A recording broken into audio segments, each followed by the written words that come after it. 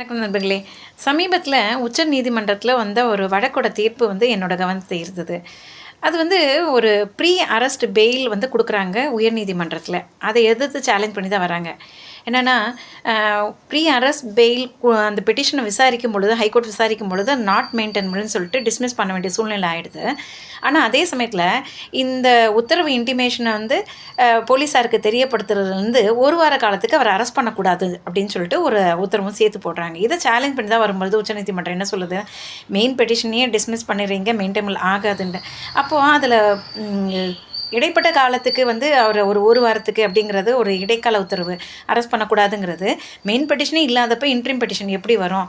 அதனால் உயர்நீதிமன்றமோ டிஸ்ட்ரிக்ட் கோர்ட்டோ இது போல் உத்தரவு போடுவதற்கு சட்டப்பூர்வமான இடம் இல்லை அப்படின்னு சொல்லிட்டு இந்த வழக்கோட தீர்ப்பு நாம் சொல்லிட்டு இருக்கும்பொழுது நிறைய பேருக்கு இது எதுக்காக அதை சொல்கிறேன் அப்படிங்கிறது தெரியும்.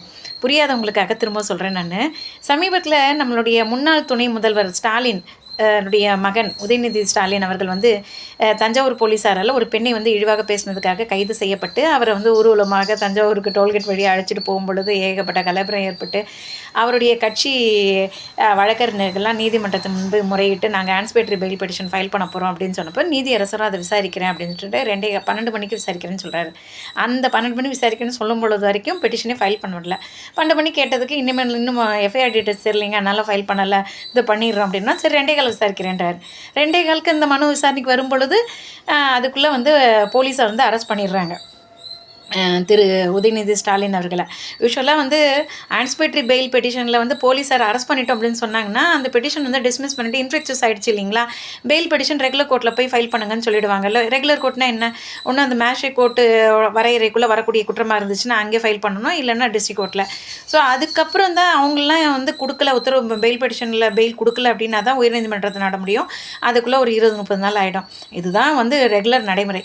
ஆனால் இங்கே வழக்கத்துக்கு வினோரமாக இன்ஃப்ளெக்ஸ் ஆன பெட்டிஷனில் நீதியரசர் என்ன சொல்கிறாங்கன்னா அதை அவர் உடனடியாக ஸ்டேஷன் பெயிலில் விடணும் அப்படின்னு சொல்லிட்டு உத்தரவு போடுறாருங்க. இப்போ இந்த உத்தரவு உயர்நீதிமன்றம் போட்ட இந்த உத்தரவையும் உச்சநீதிமன்றம் சொன்ன கருத்துக்களையும் நீங்கள் லிங்க் பண்ணி பாருங்கள்.